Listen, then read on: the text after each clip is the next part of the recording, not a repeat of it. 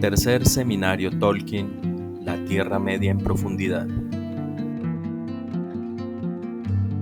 Proyecto ganador de la Convocatoria de Fomento y Estímulos para el Arte y la Cultura 2022, Secretaría de Cultura Ciudadana de Medellín.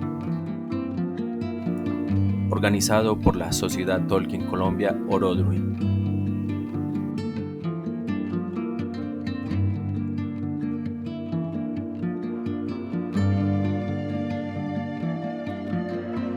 Muy buenas tardes a todos los que en este momento se conectan a nuestro tercer seminario Tolkien. Este año tiene por nombre La Tierra Media en Profundidad. Yo quiero darles a todos pues una calurosa bienvenida. Esperamos que vayan a disfrutar pues mucho de todas estas 2 jornadas que vamos a tener hoy y mañana a la misma hora. Van a ser en total 4 charlas magistrales y 11 participaciones en la modalidad del coloquio.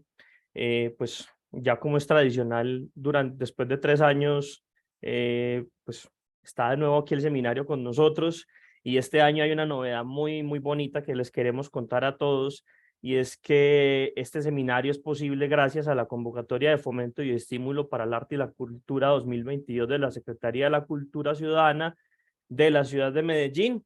Este año pues mandamos esta propuesta del seminario y salimos ganadores, así que gracias a ese estímulo recibido de parte de la Secretaría de Cultura, el seminario pues llega a ustedes con esta modalidad.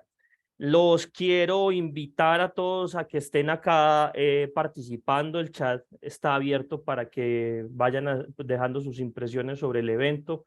También para que en la sesión de preguntas y respuestas pues vayan dejando las preguntas que les quieren ir haciendo a los panelistas, que llegado pues el momento se estarán respondiendo, bien sea durante la intervención o al final, pues también, si los invitados desean, pueden estar respondiendo sus preguntas.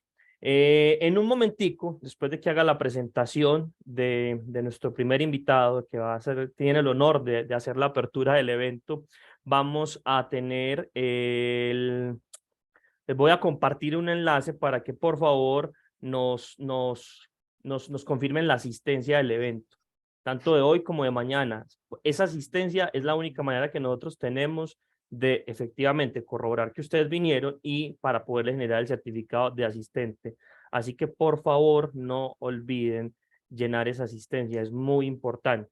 Y también pues los invito a que compartan sus impresiones del evento en en redes sociales. Nos pueden etiquetar y pueden usar el tag de la TM en profundidad, la Tierra Media en Profundidad, y pues que vayan disfrutando de todo este evento. Pues eso es como lo que tenía que decir desde la bienvenida, es como la parte formal. Entonces yo creo que ya para entrar en materia, yo quiero darle la bienvenida pues a mis coanfitriones de este momento, Belek y Sam, que van a estar pues vamos a estar todo este fin de semana compartiendo el evento. Por ahí está Belek, por ahí está Sam, los van a estar viendo durante estos 2 días. Le quiero dar también la calurosa bienvenida a el profesor Bueno. Denme por acá un momentico que me perdí. Jorge Luis Bueno Alonso viene desde España y es profesor titular de Lengua y Literatura Inglesa de la Universidad de Vigo. Su trabajo se ha centrado en la literatura inglesa medieval y renacentista, sobre todo en el periodo inglés antiguo y en el género poético y su traducción, en las aplicaciones de la antropología literaria y más recientemente en las relaciones entre la literatura inglesa y el cine, con especial atención a los shakespearianos fílmicos, a la obra de Stanley Kubrick y a las adaptaciones contemporáneas, visuales y gráficas de obras neomedievales. La charla con la que nos va a deleitar y con la que abre pues este seminario el profesor Bueno es la épica del inglés antiguo y el legendario de Tolkien, réplicas culturales del mundo anglosajón, 450 a 1066, en la construcción de la cultura de Rohan en The Lord of the Rings. La obra de J.R.R. Tolkien ha sido objeto de numerosos estudios, todos ellos de muy diverso índole a lo largo de los últimos tiempos, y su capacidad creadora, tanto en la ficción como en los estudios filológicos, está fuera de toda duda. Su intención del profesor Bueno durante esta charla es intentar seguir demostrando en el espacio de esta conferencia que el carácter filológico de Tolkien estaba interrelacionado de tal manera con su obra literaria que hacía proceder ambos discursos de un mismo interés por la literatura medieval.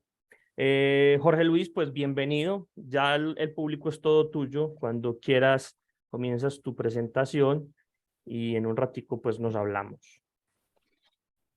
Muy bien, muchas gracias y bueno, quiero comenzar por agradeceros a todos, ¿no? A la Sociedad Tolkien Colombia Eurodream, la invitación que me cursasteis hace ya un tiempo para formar parte de este tercer seminario. Realmente son actividades e iniciativas que me parecen muy importantes y ha sido un honor pues no solo participar, aceptar estar aquí hoy con vosotros, sino también tener el honor de abrir el seminario y de comenzar a discutir y a comentar los asuntos que tanto nos gustan, ¿no? Y nos interesan a todos los que estamos hoy aquí. Voy a comenzar compartiendo la pantalla para ver si podéis ver la presentación que tengo aquí. Me parece que sí, que está todo perfecto. Así que bueno, como acabáis de comentar, lo que quiero comentaros o discutir hoy aquí con vosotros y presentaros de un modo pues, que os pueda interesar, tiene que ver con una de mis especialidades dentro de lo que es el mundo tolkieniano, que es las réplicas o las conexiones que pueda haber y que hay de hecho entre los temas de la literatura anglosajona, del inglés antiguo y todo lo que es el legendarium de la obra de Tolkien. En concreto, pues quiero centrarme en lo que llamo réplicas culturales del mundo anglosajón en la construcción de la cultura de Rohan, como bien acabáis de decir. Como también habéis comentado en la presentación, a la charla, esto es algo que, bueno, se lleva haciendo desde hace un tiempo. Es una capacidad, como comentabais, creadora, la de Tolkien, que está fuera de toda duda. Y ya hace bastante tiempo, hace varias décadas, pues yo mismo exponía en un trabajo del año 96, uno de los primeros trabajos realmente que se hizo en la Academia Española sobre la obra de Tolkien y su relación con la literatura medieval inglesa. Exponía entonces que no dejaba de ser curioso que un aspecto tan evidente de su obra y de su vida como el de las relaciones entre ambas disciplinas hubiera sido en aquel momento, en aquellos años, tan poco tratado por la crítica. Esto pues ha ido mejorando con el paso del tiempo y seminarios como este pues son buena prueba de ello. Es verdad que a partir de aquel momento hubo diversas obras que empezaron a poner de relevancia estos aspectos y realmente pues sigo incluso a día de hoy muy sorprendido como lector de Tolkien por una parte y como filólogo especialista en los estudios medievales ingleses por esa estrecha relación, ¿no?, entre la obra tolkieniana de ficción y sus estudios sobre lengua y literatura medieval, esa vertiente entre el Tolkien filólogo y el Tolkien escritor. Ya hace unos cuantos años, Humphrey Carpenter, en su famosa biografía sobre Tolkien, decía lo siguiente: si usted está interesado principalmente en Tolkien como autor del Señor de los Anillos, puede asustarse ante la perspectiva de un capítulo que trate sobre Tolkien, el erudito y el profesor. Expresado así, suena ciertamente muy aburrido. Así que lo primero que hay que decir es que no es aburrido, que no hubo dos Tolkiens, uno académico y otro escritor, sino que eran el mismo hombre y sus dos facetas se superponían de manera que no se distinguían, o más bien no eran dos facetas, sino diferentes expresiones de la misma mente, de la misma imaginación. Yo comparto por completo esta afirmación de Carpenter. No creo que estas dos vertientes estuvieran separadas en el quehacer de Tolkien, ni creo que existieran dos facetas en él. Y cuanto más releo su obra y más profundizo en la literatura del periodo medieval inglés, más convencido estoy de ello. Mi intención hoy aquí es continuar demostrando en el espacio de esta charla eso que os acababan de comentar al principio, cómo ese carácter filológico de Tolkien estaba interrelacionado de tal manera con su obra literaria que hacía proceder ambos discursos de un mismo interés por la literatura medieval. y quiero ver hoy aquí con vosotros cómo algunos aspectos filológicos en la obra de Tolkien influyeron en su construcción y en concreto cómo se puede hablar de auténticas réplicas culturales del mundo anglosajón en la construcción de su obra literaria. Cuando queremos analizar la obra de Tolkien desde un punto de vista, digamos, literario, se pueden adoptar múltiples perspectivas. Eso está medianamente claro. No importa cuál sea la opción escogida, nunca debemos olvidarnos, creo yo, de tener en cuenta el claro influjo que su conocimiento profesional de la literatura de inglés antiguo y medio ejerció sobre el diseño y la creación de su ficción literaria. Dejar a un lado este tema sería un error crítico terrible, y en ocasiones lo que Tolkien quiere recrear tenía una intención más ambiciosa y de una mayor envergadura que iba más allá de la referencia lingüística concreta a un léxico determinado o de la mención genérica de un clásico lugar común o locus amoenus tradicional en narraciones épicas de la antigüedad. Tal es el caso, en mi opinión, de Rohan, ¿no? Uno de los múltiples reinos que conforman la geografía de la Tierra Media en El Señor de los Anillos. En su obra previa de ficción, en El Hobbit, se podría establecer una conexión muy clara con la literatura anglosajona, que afectaba de un modo general toda la historia. El Hobbit está lleno de rasgos literarios del inglés antiguo, en los que se puede ver con claridad la indivisibilidad entre el Tolkien académico y el Tolkien escritor de historias profundamente enraizadas en la tradición germánica, lingüística y literaria que tanto adoraba. Conceptos como la aristocracia, el coraje, la lealtad al líder, la venganza, el destino, el comitatus, las armas, los banquetes, los tesoros, los acertijos, los Kenningar, ¿no? Las metáforas germánicas, las fórmulas fijas, todo ello eran elementos tomados de la literatura anglosajona que construían una buena parte, si no la totalidad, de la arquitectura temática del mundo conceptual del Hobbit. Además, tenemos referencias a la poesía elegíaca, a ritos funerarios germánicos, al exilio como concepto. Todo esto contribuía a caracterizar al Hobbit como una novela muy conectada con el mundo de la Inglaterra anglosajona. Y si el Hobbit tenía una clara influencia del mundo anglosajón y el Silmarillion constituye, digamos, que su homenaje particular a los mitos de creación escandinavos, está fuera de toda duda, en mi opinión, que su gran obra, El Señor de los Anillos, contiene su homenaje más personal a la literatura inglesa medieval, tanto como filólogo y académico, como escritor y narrador de talento. En esta novela hay multitud de referencias a la literatura medieval en general, y entre tal cantidad de influencias y alusiones, todas ellas igualmente interesantes, es mi intención, digamos, dar unas pinceladas generales sobre la que considero más anglosajona de todas ellas, que es Rohan, ¿no? Es la que, en mi opinión, contiene la más importante imagen de, digámoslo así, anglosajonismo, en el sentido medieval inglés, que posee toda la novela. Quizás Rohan sigue el camino trazado por el Hobbit en lo que se refiere a influencia del inglés antiguo, pero sin duda es una imagen mejor construida e insertada en la arquitectura narrativa de la novela. El caso de Rohan es particularmente interesante y relevante porque podemos trazar un paralelismo casi completo entre el mundo anglosajón y los rasgos culturales que definen Rohan. Las características que lo definen como civilización constituyen un reflejo del mundo de los anglosajones casi a todos los niveles. Se perciben no solo referencias lingüísticas, sino también réplicas culturales provenientes de la concepción anglosajona del mundo. Y el objetivo aquí hoy, como os digo, es intentar esquematizar esas referencias y esas réplicas, dar unas pinceladas para hacer esta labor más sencilla y clara y ordenar así los comentarios en relación, digamos, al subcampo de los estudios de inglés antiguo con el que tengan más relación. Hablaremos entonces de literatura, obras y temas, de lengua, de historia y cultura y finalmente de arquitectura y de arte.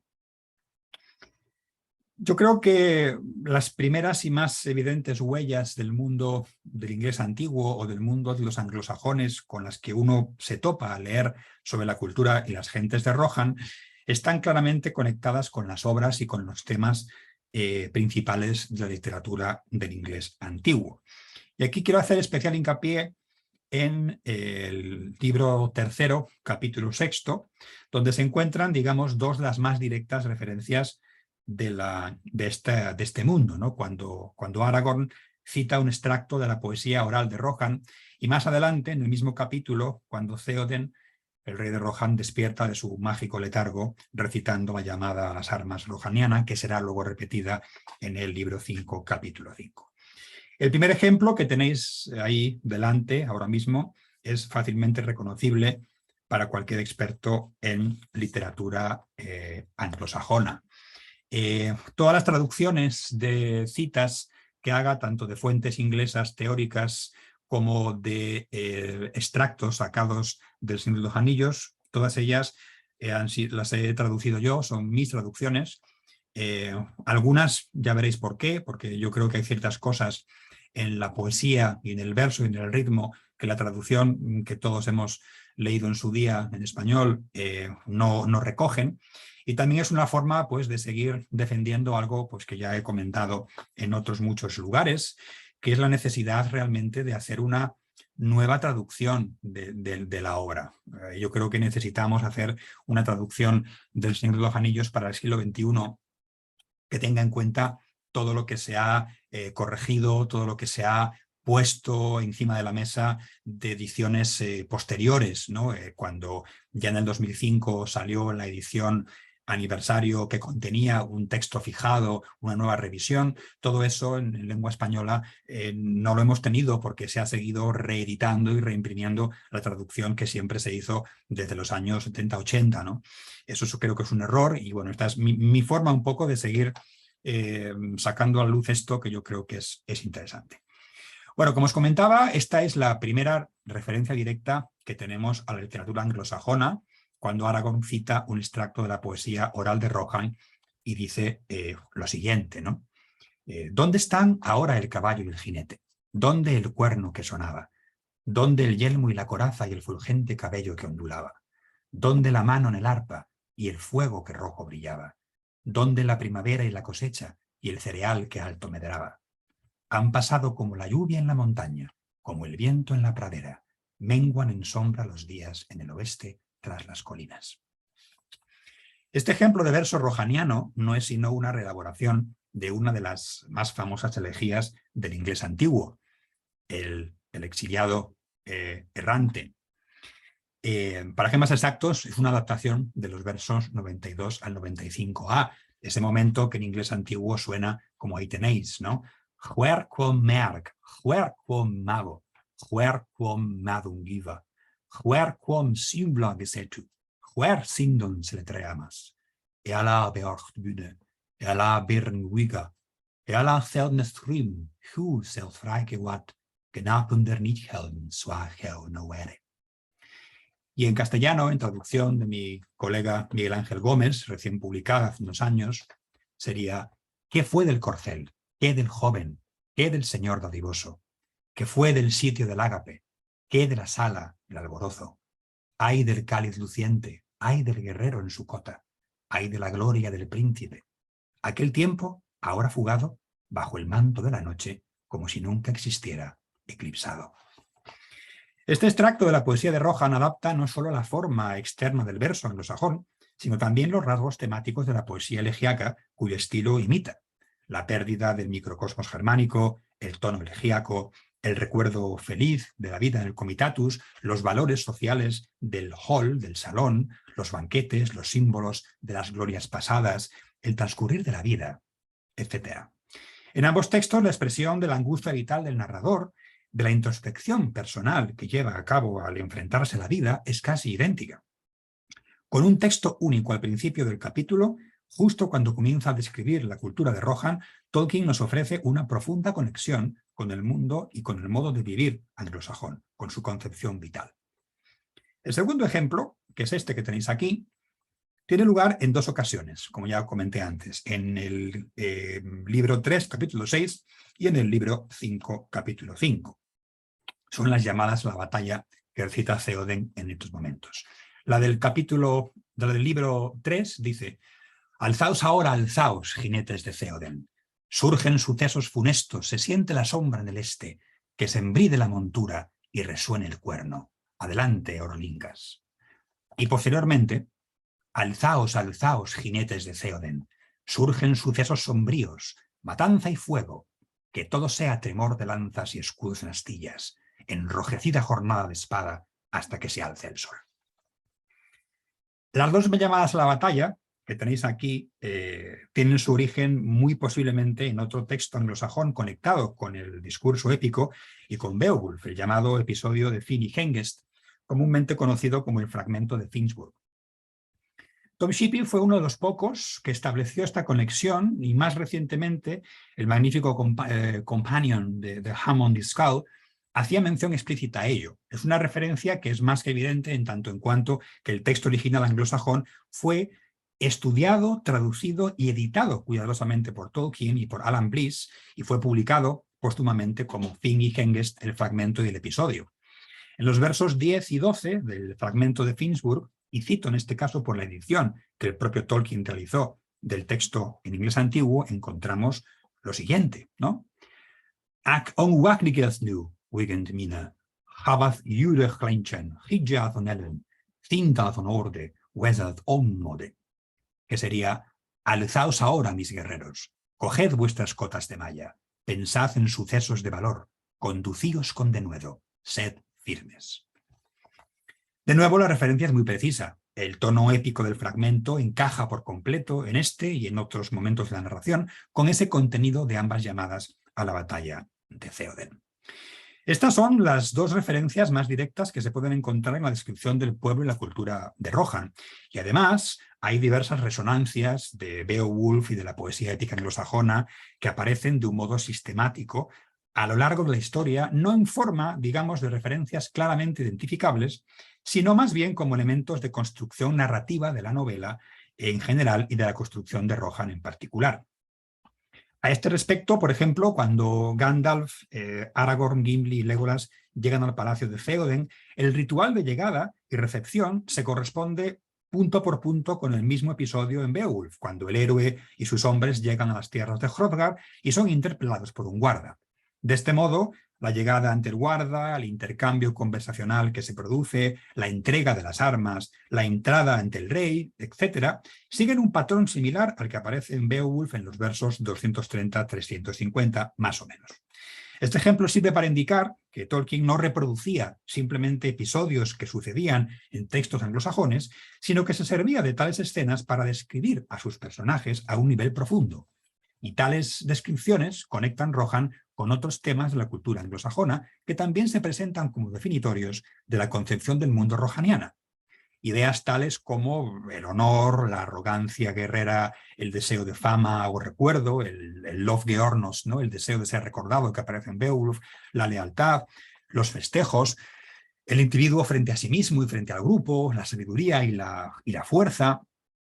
Todo esto conforma el comportamiento de los personajes del mundo de Rohan, y por este y otros temas es más que evidente, en mi opinión, que Tolkien utilizó la cultura épica anglosajona como modelo para formar la base de lo que sería la descripción del mundo rohaniano. En ocasiones, esta épica no es el único discurso poético anglosajón que utilizó. Como se vio en la primera referencia que comentamos, se percibe también en otros momentos de la obra de Tolkien, la poesía de Rohan tiene un tono abiertamente elegíaco y está escrita prácticamente siguiendo el estricto patrón de composición métrica del inglés antiguo, y cito como ejemplo los siguientes versos tomados de la canción del Camino a Gondor, del libro 5 del capítulo 3 y del poema de los túmulos de Munburg. En el primer caso, mi traducción seguiría así, ¿no? Es el comienzo de la canción. Cabalgó sin cesar Theoden, 5 días con sus noches. Cabalgaron los eorlingas camino del este y sus confines. El destino les dirige, las tinieblas los atrapan, a caballos y caballeros, y los cascos al galope quedan a lo lejos sepultados en el silencio. Así nos lo cuentan los cantos. Lo primero que se percibe en extractos de este tipo es que su apariencia externa se asemeja considerablemente a la forma de la poesía anglosajona y sus estructuras literativas y patrones métricos tradicionales de composición poética. Para que los que no sepáis en general cómo se componía esta poesía, tenía esta forma, ¿no? Aquí. El segundo caso, también, la canción de los túmulos de Munburg dice como sigue. Conocemos el cantar de los cuernos en las colinas, el fulgor de los filos en el reino del sur. Corceles de amplia cabalgada se conducían al pedregal, como el viento al alba. Se avivaba la guerra. Allí cayó Theoden, de Zengel poderoso vástago, para nunca retornar a los campos del norte, a sus verdes pastos, a su dorada sala. Si cogemos 4 versos al azar de esta composición, vemos cómo Tolkien está reproduciendo el modelo clásico de composición poética del inglés antiguo. Os comentaba antes de contaros el segundo de los cantos que quería utilizar como ejemplo. Este es un esquema básico, digamos, de cómo se componía la poesía en inglés antiguo. Los versos anglosajones se dividían en 2 hemistiquios y el que mandaba, digamos, el que daba el ritmo, era el primer elemento acentuado del segundo hemistiquio. De esta forma, la literación unía ambos hemistiquios y cada hemistiquio, ¿no? Cada medio verso, por así decir, cada hemistiquio, tenía que ser compuesto siguiendo uno de 5 posibles patrones de versificación, que no eran sino la forma de dar lógica a la propia estructura fonética del idioma, ¿no? Tenéis en la columna de la izquierda los diferentes tipos de versos, ¿no? Los diferentes posibles formas de combinar estos acentos principales y secundarios, con su reflejo en lo que hoy en día en el inglés contemporáneo tenemos, ¿no? Como veis, en inglés antiguo había pues 5 formas de componer: el llamado tipo A, que tenía el acento en la primera sílaba y el resto sin acentuar; el tipo B, que sería el contrario; el tipo C, donde tendría ambos acentos pegados o unidos, ¿no? El tipo D, que sería el que mezclaría primario y secundario; y el tipo E, que sería otra forma de hacer esto, pero dando otra relevancia. Estos 5 versos tienen, como veis, correlato en la estructura contemporánea. Cuando uno en inglés dice spear to battle, eso sería un tutu, que sería un tipo A. Cuando dice algo como over billow surge, sería un tutu, que sería un tipo B. Algo como but he sits quickly, tendríamos los dos, ¿no? Tanto sits como quick juntos. Y luego el tipo D y E son los típicos que aparecen en palabras compuestas donde tenemos un acento primario y secundario. Algo como Bitbone Locker, que sería el cuerpo, o un long standing praise sería un tipo E, ¿no? Como digo, esta forma de componer era puramente germánica, la tenemos en toda la poesía del periodo, y veis como Tolkien, cogiendo el original inglés de unos cuantos versos así al azar, veis cómo la estructura se corresponde perfectamente, ¿no? Cuando tenemos algo así como horse and horseman who beats afar, sería un tipo A en el primer verso, un tipo E en el segundo, y todo alitera en H, ¿no? Si tenemos sunk into silence till the songs tell us, tenemos un tipo A en el primero y un tipo C en el segundo. En there Theoden fell, Thangling mighty, sería lo mismo, ¿no? Un tipo D en el primero y un tipo A en el segundo, con el th en there Theoden y Thangling uniendo en la iteración. Esto creo que es algo que también se debería intentar mantener, ¿no? Es difícil, pero es posible. Y veis cómo mi traducción intenta tener esto así, ¿no? Cuando yo digo conocemos el cantar de los cuernos de las colinas, tenemos el K de las palabras principales, el fulgor de los filos, tenemos la F, corceles de amplia cabalgada se conducían, tenemos la C y la K, como el viento al alba se avivaba la guerra, tenemos la V. Entonces, bueno, hay siempre una forma de intentar mantener esto y yo creo que es importante, ¿no? Él lo reprodujo de esta manera. Para Tolkien era importante que esto se reflejase y creo que hay que hacer siempre un esfuerzo por intentar trasladarlo. Dejando a un lado aspectos formales, también se perciben resonancias de la épica y de la elegía anglosajona en el modo en el que se desarrolla tanto la estructura narrativa de los temas rohanianos como la concepción del mundo que transmiten. Se nos dice al principio de la descripción de los Rohirrim que su cultura tenía específicas cualidades orales, que usaban los cantos y los poemas como una forma de recordar hechos pasados de relevancia. De esta manera, siendo una cultura de base escrita, Rohan también comparte con los anglosajones, como dice muy bien Tom Shippey, el primero que lo mencionó, una función principal de la poesía, que es al mismo tiempo expresar y resistir la tristeza del olvido.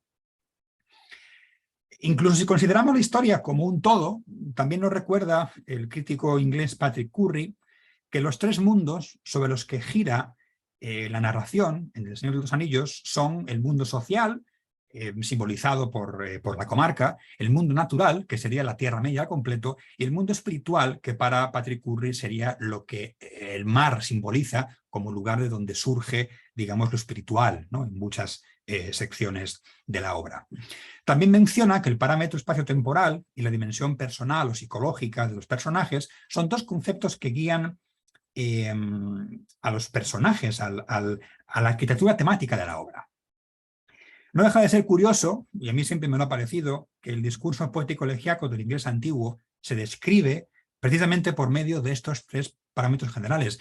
Y esto es algo que bueno, en un par de libros anteriores yo insistí en describir, ¿no? Cómo este discurso elegíaco se arquitectura a través de estas tres cosas, ¿no? La expresión de la esfera personal psicológica, el espacio-tiempo y la naturaleza como entorno. Tengo la impresión personal de que el hecho de que estos sean también los parámetros que conducen la concepción del mundo tolkieniana no es algo accidental o casual. No puede ser asunto de mera coincidencia que estos parámetros guíen el mundo de las ideas, tanto del Señor de los Anillos como de un género poético anglosajón paradigmático. Y quizás esto sea una de las razones de la vitalidad y de la modernidad del texto tolkieniano hoy. Entrando ya en lo que serían temas de lengua, de inglés antiguo, las referencias lingüísticas en la obra de Tolkien han sido frecuentemente rastreadas, muy estudiadas por la comunidad académica, tanto del uso que Tolkien hizo de lenguas reales para crear nombres, lugares, etcétera, como de las lenguas que él mismo inventó. En cuanto a lenguas reales, me gustaría destacar que además de la conexión entre inglés antiguo y los nombres propios de otros pueblos de la Tierra Media, Rohan constituye la única cultura de la Tierra Media que tiene un 100% de su palabra y nombres de su léxico directamente derivados del inglés antiguo, a excepción de dos palabras, curiosamente Rohan y Rohirrim, ¿no? En este caso, como bien se nos dice, son traducciones que los gondorianos realizan de la lengua derivada del inglés antiguo, de la marca, ¿no? De la llamada marca, a la lengua de los elfos grises. De esta manera, Rohan, país de los caballos, y Rohirrim, maestro de los caballos, son traducciones directas de Eotheoth. Y Eotheoth es la palabra anglosajona, la palabra en inglés antiguo, para decir pueblo de los caballos, que es el nombre que, como sabéis, el pueblo de Rohan se daba a sí mismo. Es algo que el lingüista Noel ya destacó en los años 80, fue uno de los primeros que hizo esta conexión, que luego fue olvidada por otra parte y que por eso yo creo que tenemos que seguir recordando. Dejando a un lado estos dos nombres, creo que el resto del léxico, ese 100%, como antes os decía, todas las palabras y nombres de los Rohirrim que se usan en El Señor de los Anillos son del inglés antiguo. Y es más, hay algunos estudiosos, algunos críticos que han ido más allá al afirmar que las referencias derivan específicamente del dialecto del inglés antiguo hablado en el antiguo reino de Mercia. Esta afirmación ayudaría a explicar el propio término marca, ¿no? Un nombre utilizado para describir la zona en la que vivían los Rohirrim, a los que a veces se llama, como sabéis, los jinetes de la marca, ¿no? The Riders of the Mark, es decir, el propio Rohan. Ya hace un tiempo, Tom Shippey nos contaba lo siguiente. Los sajones occidentales, en cuyo dialecto sobreviven la mayoría de los textos en inglés antiguo, llamaban a sus vecinos los Murche. Si su nombre para el reino de sus vecinos hubiera sobrevivido, habría sido sin duda el de Meark. Sin embargo, Tolkien, nativo de Mercia, como a menudo proclamaba, no habría tenido ningún problema en traducirlo al dialecto de Mercia, eliminando la diptongación sajona occidental y obteniendo el Mark. Todos los nombres dados a los jinetes y sus caballos y sus armas son puro inglés antiguo. Y un punto que se señala poco es puro dialecto de Mercia y no sajón occidental. Con lo cual esto es una cosa pues muy obvia, ¿no? No solamente era inglés antiguo, sino un inglés antiguo muy concreto, desde donde vienen pues prácticamente una amplia totalidad de los textos del periodo. Como último ejemplo, es interesante observar que la conexión de la lengua de Rohan con el inglés antiguo es uno de los muchos detalles magníficamente adaptados en la excelente versión cinematográfica dirigida por Peter Jackson, que todos conocéis. Es una pena que esta escena de la que voy a hablar a continuación solamente sale o solamente aparece en la versión extendida. Esto pues nunca llegó a la gran pantalla y es una lástima porque es una de mis escenas favoritas como medievalista y anglosajonista, porque realmente esta escena hay un despliegue de conexiones con el mundo anglosajón realmente increíble.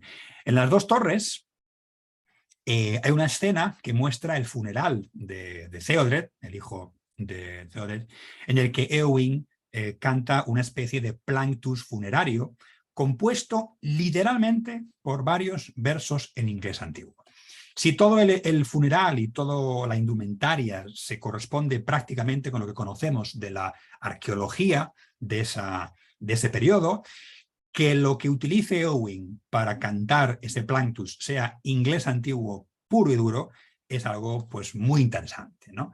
En ese momento, ese canto, lo tenéis ahí, bueno, aquí os he puesto el enlace a la escena en concreto, está en YouTube, podéis buscarla sin ningún problema, la tenéis traducida ahí, y yo también he aprovechado para traducirla, ¿no? para seguir manteniendo esa idea, ¿no? ese ritmo que los propios autores de estas líneas, para introducirlas en la película, pues respetaron fielmente, ¿no? Lo que Éowyn canta lo tenéis ahí. Véalo quam hafat freone frechan forthon sended, yet shulon singan glömen soriende, on meduselde der man oguere, ges drüchne dürust en maga deorost. Como veis, esto es igual que lo de antes, ¿no? Tenemos freone frecan forth, tenemos shulon singan soriende, tenemos meduselde ma no guere, tenemos drüchne dürust, ¿no? Deorost, hay un ritmo muy marcado. En español podríamos decir: una muerte maligna le mandaron al noble guerrero. Habrán de cantar un canto los tristes trovadores de Meduseld, pues allí no mora más, el más querido por su señor, el más amado por los suyos. Esto realmente es una escena muy potente y es una lástima, como os digo, que bueno, fue una de las cosas que se tuvieron que cortar por extensión cuando se hizo la versión que se estrenó en los cines, pero bueno, todos podemos disfrutar de ella afortunadamente en la versión extendida.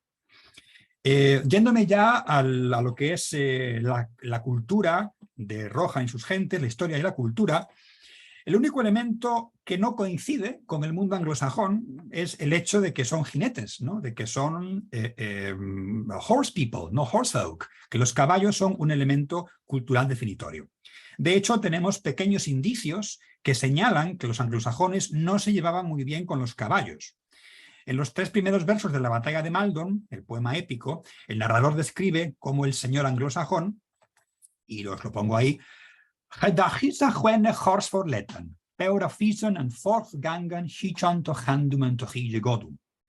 ordenó entonces que cada joven guerrero dejara su caballo y lo condujera lejos, se adelantara y pensara en las armas y el noble valor. En la crónica anglosajona, en la entrada correspondiente al año 1055, también se revela cómo en la batalla, y el cronista nos lo señala, der were enig sperre geschoten, flech dat English folk, zodan de hitch waren on horsen. Antes de que se arrojase lanza alguna, los ingleses huyeron, pues se les había forzado a luchar a caballo. Como Tom Shippey también señaló muy apropiadamente, la reticencia de los militares anglosajones a tener algo que ver con los caballos se acerca a algo entre lo aciago y lo cómico. Sea como fuere, podríamos explicar la presencia de caballos en la cultura de Rohan como una licencia artística que Tolkien utiliza en su recreación cultural de los anglosajones. Podríamos ver al pueblo de Rohan como una especie de vikingos de la pradera, de anglosajones de las llanuras con caballos en lugar de barcos. Y como simple pero interesante anécdota, no podemos olvidar que 2 de los nombres histórico-míticos de los inicios de la historia anglosajona, los 2 míticos pobladores iniciales, ¿no? Hengest y Horsa, significaban en inglés antiguo Hengest semental y Horsa caballo. Quizás la incomodidad de los anglosajones con los caballos pudo ser menos grave de lo que parece. Exceptuando esto, la presencia de los caballos y el resto de la historia interior de Rohan se hace claramente eco de la cultura de la Inglaterra anglosajona, del comitatus, de la estructura social y de clases, el rey y su corte, la lealtad al señor, el deber hacia los parientes, la presencia de los antepasados, la importancia de la historia ancestral, etc. Realmente Rohan podría bien haber formado parte de esa heptarquía anglosajona, de esos 7 reinos anglosajones, como uno de sus reinos más, como el 8º reino de esa heptarquía anglosajona. Y también hace unos cuantos años escribí un libro, este sí está en castellano, sobre la épica de ese momento, ¿no? Sobre la historia anglosajona desde el reino de Mercia hasta el fin de la monarquía, donde doy pues buena cuenta de estas cuestiones. Ya para ir concluyendo, en el mundo del arte, de la arquitectura, incluso de la arqueología, también podríamos establecer paralelismos entre los edificios de Rohan y los de la Inglaterra anglosajona. Y el primero y más obvio es evidentemente el Salón Dorado de Theoden, ¿no? Meduseld es la imagen especular de un salón anglosajón y más concretamente de Heorot, el salón de Hrothgar en Beowulf. En el poema encontramos incluso la propia palabra. La palabra Meduseld aparece en Beowulf en la línea 3065 y es la palabra estándar en el inglés antiguo para referirse a los salones de hidromiel, esos mead halls donde tenían lugar las celebraciones. Esta descripción que Tolkien hace está refrendada visualmente por la adaptación de Peter Jackson, ¿no? Si vemos estos dos momentos de la película, los podemos contrastar con la descripción que Tolkien realiza en el libro 3, capítulo 6, también en mi traducción. Una verde colina se eleva al este. La rodean un dique, una poderosa muralla y una valla de espinas. En su interior se alzan los tejados de las casas y en medio, sobre una verde terraza, se alza una gran sala de hombres, y a mis ojos les parece que está cubierta de oro. Su luz brilla por toda la tierra, dorados también son los dinteles de sus puertas.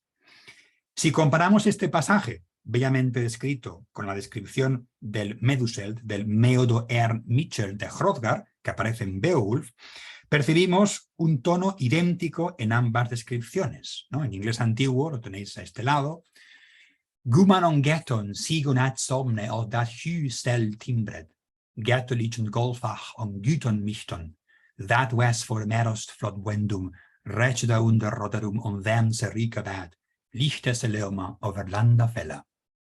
Tras la rápida marcha, ceñida la tropa, alcanzaron a ver la ensamblada mansión de dorados adornos, en la más excelente de todas las salas. Debajo del cielo el famoso vivía, su reflejo llegaba hasta muchas naciones. En este caso, la traducción que os estoy leyendo de Beowulf es la traducción castellana del Lerate, y Lerate, que para este efecto está bastante bien.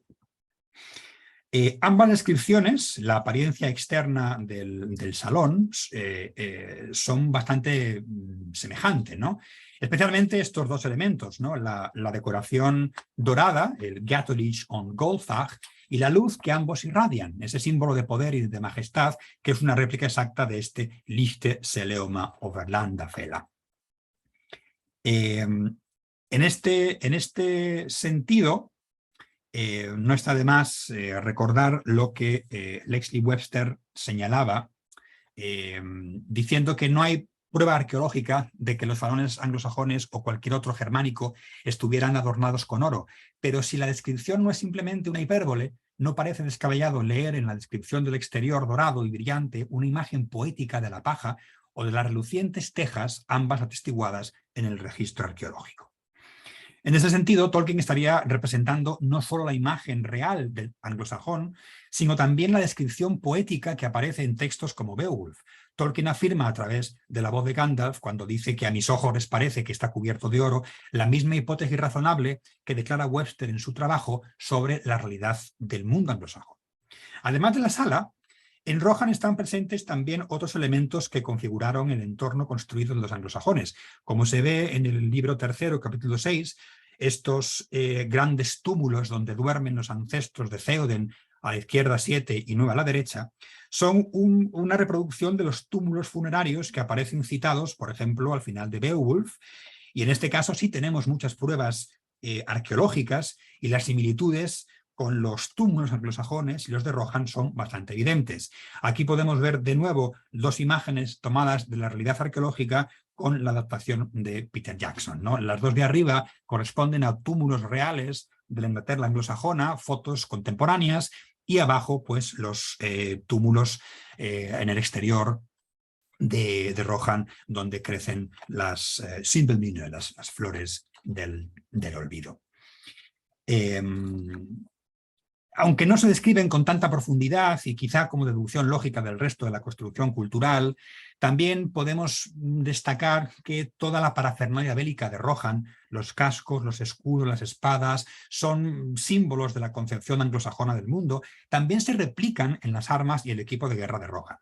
Podríamos percibir su presencia en Rohan tal y como se describen y tal y como han aparecido en hallazgos arqueológicos reales, y esta descripción que podemos tomar de poemas como Beowulf hablan de cascos con máscaras faciales, los llamados Heregriman, protectores de mejillas, los Grimhelm, protectores de cuello, elementos de bronce o plata, los Goldfagne, y todo esto tiene también un uso cultural y totémico simbólico.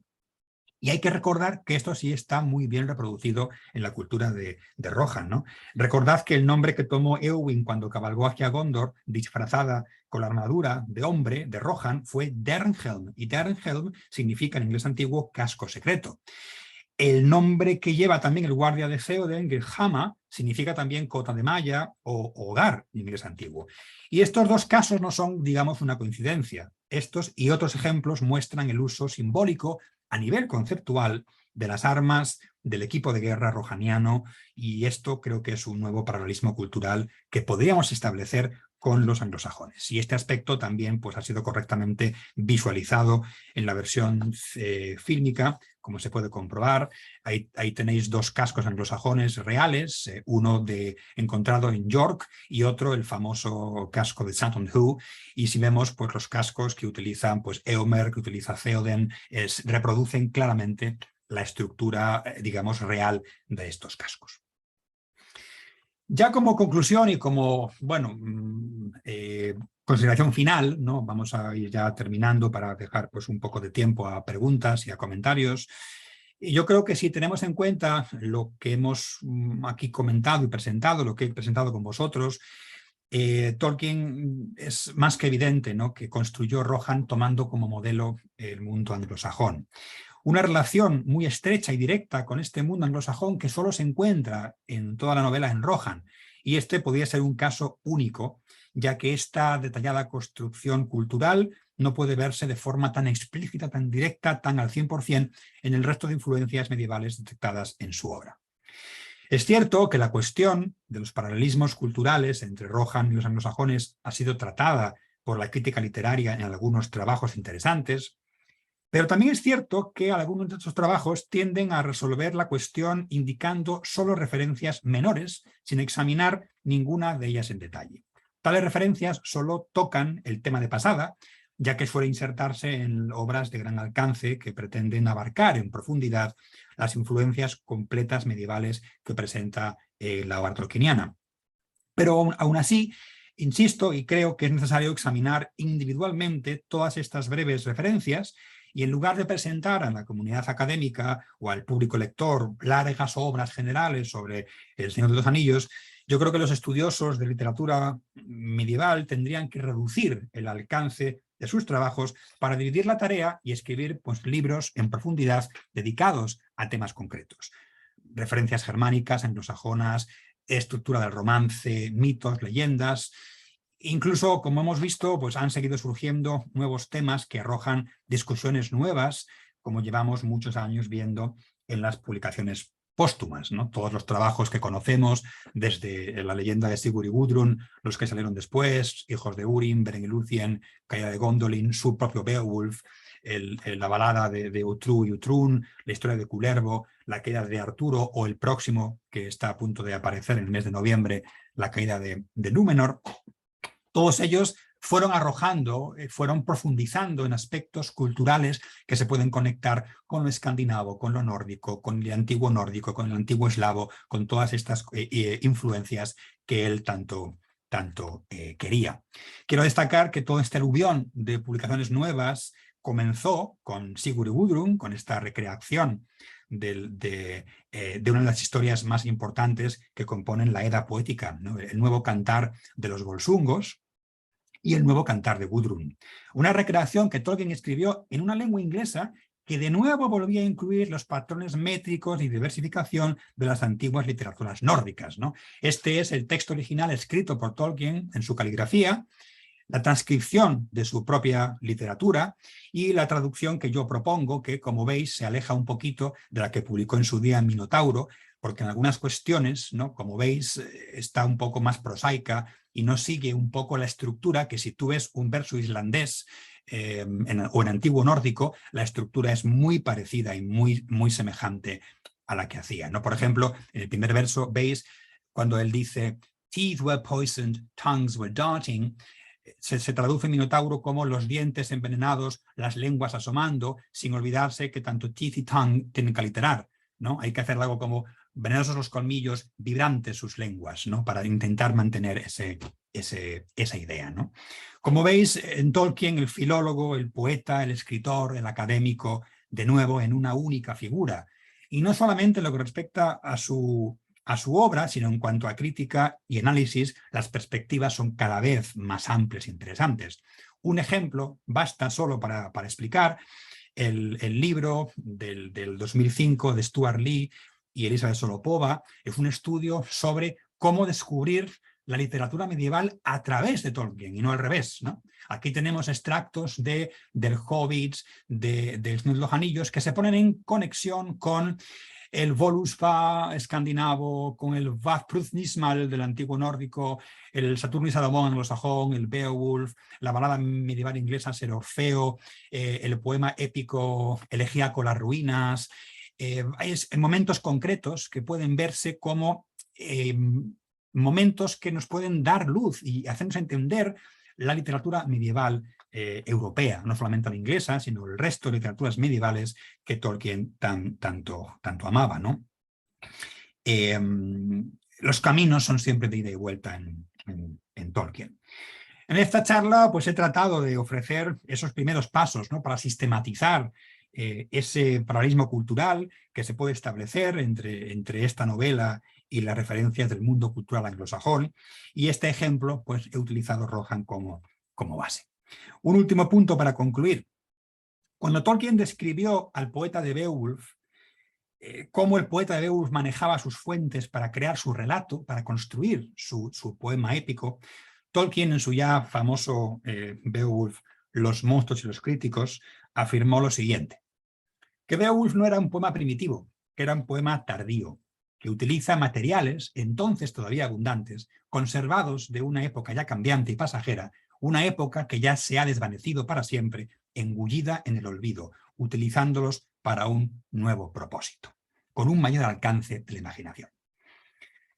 Acusado con frecuencia por los críticos literarios de escribir una simple novela, de ofrecer un mero entretenimiento sin ninguna calidad, creo que en estas líneas sobre Beowulf Tolkien escribió, décadas antes de que se publicara su novela, una de las mejores defensas que se puede hacer del Señor de los Anillos. En esta cita podríamos quitar Beowulf y escribir Lord of the Rings en su lugar, y la explicación habla por sí sola. El magnífico relato de Tolkien no es ni simple ni primitivo. Tolkien como autor utilizó materiales conservados de una época ya cambiante y pasajera para llevar a cabo la tarea de buscar una nueva mitología para Inglaterra, escribir una historia que sirviera al mismo tiempo para entretener y para hacer revivir las leyendas, historias y mitos medievales que tanto amaba. No en vano, la chispa de lo que lo encendió todo fue la temprana lectura que Tolkien realizó del poema del inglés antiguo Christ, compuesto por el poeta Cynewulf, el único que tenemos constancia de su nombre.